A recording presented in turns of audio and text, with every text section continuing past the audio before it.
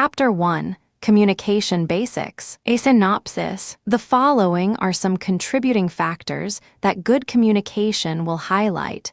The basics. Acquiring and keeping a good workforce or strong staff base is very important to any business endeavor, whether it is small or big. Therefore, in the quest to keep all parties happy and functioning, the key is to practice good communication always. Good communication allows the smooth flow of information to be divulged and accepted by all parties, thus creating a clear picture of what is expected and desired. Without communication, there is the real possibility of encountering problems, simply because everyone is doing what they think is best, thus not coordinating and working as a team. The results of this are usually unpleasant and definitely not positive. Good communication skill will also help to establish the individual in the business arena, thus creating the platform for respect and authority in the particular venture. This will also help to ensure customers will be more than willing to generate return sales due to the effective communication expounded. Communication does not only mean divulging information, it also means having a keen listening ear. This is a highly prized element for customers and is definitely well received when the tone of the communication clearly shows the business owner understands the customer's needs. Good communication also ensures fewer mistakes are made, and this is also another important fact to be conscious of. Not considering its importance could eventually lead to costly mistakes, some of which are not easy to recover from. Chapter 2: The Importance of Self-Esteem. A synopsis. For people intending to venture into the business arena, even if it is through the online platform where there is usually very minimal, or at the very least some level of control exercised, there is a very real need to have some level of self-esteem firmly in place.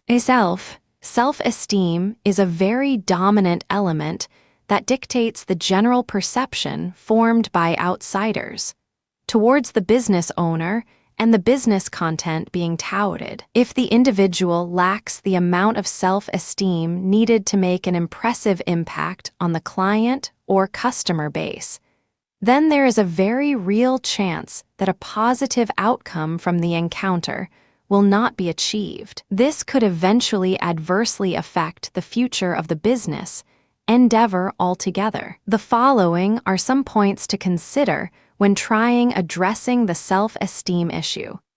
Paying attention to the outward presentation of an individual is one of the forefront issues that should be addressed. It is unfortunate, yet very true, when people say first impressions count. There is nothing more off-putting that to be in a situation where the presenter is not appropriately representing the business entity. Both in presentation material and in the person itself, there should be a semblance of professionalism. Being confident or practicing to appear confident at all times is a tool that every business person should make the effort of fine-tune. People who are confident are better able to tackle or be perceived to tackle any situation that present itself. When confidence, if clearly displayed, there will actually be very little resistance or opposition to what is being presented, and the chances of actually making a sale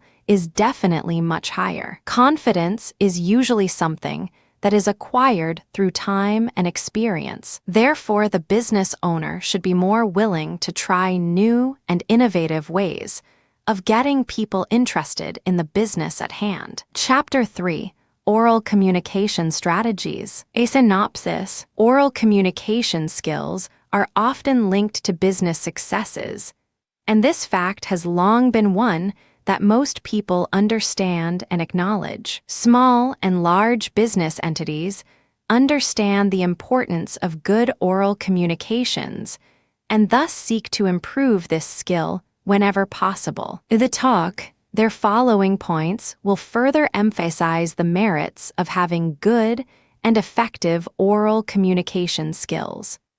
Presentations are often the first medium used during initial encounters with potential clients and customers. With good oral communication skills, the presenter is able to present the intended material in a clear and convincing manner, thus giving the aura of professionalism. This professionalism perception will adequately ensure little or no opposition is voiced in regard to the presented material, simply due to the fact most listeners would be convinced and enticed by the presenter's confident oral communication skills. Oral communication is also a dominant factor needed in the client interaction phase. This crucial stage basically cements any possible future that the business has with the other party. If the interaction goes well and the client is convinced and happy,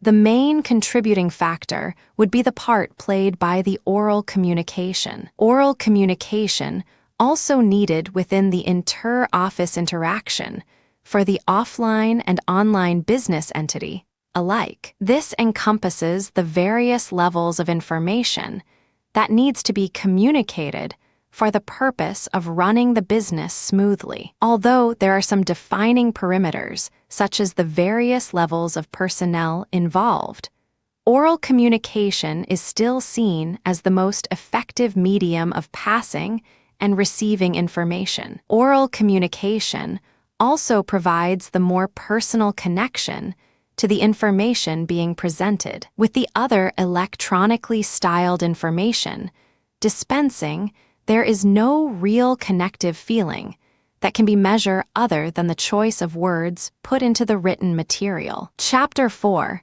Written Communication Techniques. A synopsis. Written communication techniques are something that all business owners should make an effort to master or equip themselves with. Communicating through this medium is commonly used and cannot be sidelined in favor of other options. Understanding the effectiveness of written communication will encourage the business owner to ensure every written communication is well prepared and effective in its content form. Writing.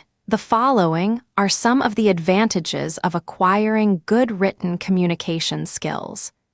The element of clarity is depicted in a written form of communication, and this is often used in very serious scenarios as legal binding entities. Written communication helps to lay down the clear requirements and principles the parties are agreeing upon, thus paving the way for smoother running of the organizational engine. Written communication also provides the means to make something fairly permanent in nature, which is useful for documenting and maintaining records. In the business arena, this is an important tool to fall back on as a reference point or for its clarification value. This form of communication also helps to create the proper delegation of responsibilities in a clear and undisputed style, as everything is documented and available for immediate reference. It also conveniently eliminates the possibility of miscommunication and misunderstandings, although these two elements may still sometimes be found, but rarely so. Because of the way the information is presented, there is an element of definition, precision, and explicitness. Therefore, the enhancement of the organization's image is well perceived and preserved. From a legal point of view, there are very few other platforms that can provide undisputed information that is acceptable as a defining factor in a possible dispute. All business entities should make it a point to keep any form of communication backed up in written style to ensure negative elements do not jeopardize the business at any given time. Chapter 5. The importance of body language. A synopsis. Body language is second only to the power of the spoken word, but nonetheless just as impacting. With this in mind, it is important for those venturing into the business arena be well aware of how they are presenting themselves. The body. The following are some points to be aware of when trying to make an impression. Standing, the position of the back should be straight as possible while keeping the shoulders straight and the head in an upright position. This position is meant to give the impression of being firm and confident. It also means the individual is very comfortable and at ease both with himself or herself and with the surroundings. Sitting, keeping a sitting position that is complementing to the individual is important, as no one want to be privy to any personal effects. Sitting up right at all time also gives the impression of being alert and ready to be actively involved in the situation at hand. Sitting quietly also is important, as any movement will be perceived as being nervous or uncomfortable. Hands, although most people tend to wave or move their hands about when talking, this should not be encouraged, especially in a more formal setting. The usual connection would be the more excited the tone of the conversation, the more animated the hand movements would be. Therefore, there is a need to consciously observe and correct this before anyone becomes embarrassed. Head movement, nodding at appropriate intervals to show acknowledgement or agreement, is acceptable as long as it is not overdone. Bobbing the head too much would then cause the individual to become a joke, and so not taken seriously. Facial expressions. This is the most telling of all body movement, as it immediately informs the other party of the individual's thoughts. Learning to control the facial expressions is a very important and needed trait to exercise. Chapter 6, Public Speaking Tips. A synopsis. Most people in the business at some point or another will be in a situation where public speaking is part of the promotional exercise of the business connection. Public speaking is not necessarily directed to just a large audience, as it can also be addressed to a smaller group of people. The idea behind the public speaking exercise is to be able to present information in an interesting and informative way. In public, the following are some tips as to what an individual attempting to engage in a public speaking exercise should focus on. Public speaking requires a certain level of conviction to be incorporated into the general delivery of the material being presented. This aura of conviction is the element that is going to connect with the receiving party to create the interest in the material being presented. Besides the interest element, a presentation given with conviction will also encourage the listener to be more convinced, and this effectively ensures the conversion to loyal customer bases. Public speaking is more effective if done without having to read from prepared notes. Besides the probability of the material readout being less than engaging, there is also the danger of not being able to connect with the audience as the presenter is too busy reading the said material. Maintaining eye contact is perhaps one of the more important elements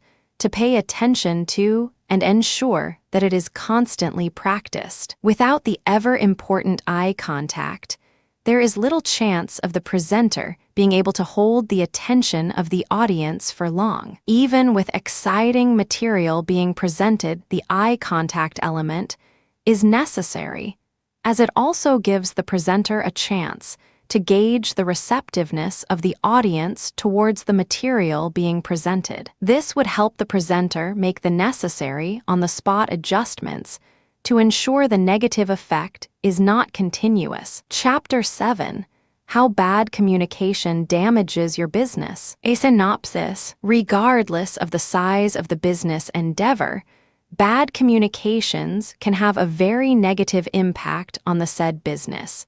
And sometimes the impact is so detrimental that the eventual results may be almost impossible to correct. Therefore, it is important to acknowledge that bad communication should be curbed, or even eliminated at all costs. Some tips. The following are some areas that can be affected by bad communications. A company's production levels can be severely affected by the use of bad communications, as this leads to a breakdown in communications and also productivity. When this happens, goals and deadlines are usually jeopardized. Bad communications can also lead to poor morale among the workers, which will also eventually spill over into the general business platform. Not understanding what is expected, thus performing below expectations, will contribute to a lot of confusion and stagnation within the company's processes, which in turn will negatively impact the daily progress anticipated. Mistakes are very common because of poor or bad communication skills of those issuing orders. In some cases, this makes the already existing bad communications become even worse as the blaming exercise commences. Therefore, it is very important to ensure all connected to a particular exercise understand all that is expected. If poor communications still abound, then there should be some form of readdress that can be encouraged to help overcome any negativity. Wrapping up, bad communication also contributes negatively to the overall progress of the business, as little headway is made in terms of sales and visibility of the business, product, or service being offered. Bad communication can also create misunderstandings that can be costly. Rejection of products because they fail to meet the standards of the customer is not an unusual phenomenon when bad communication is rife.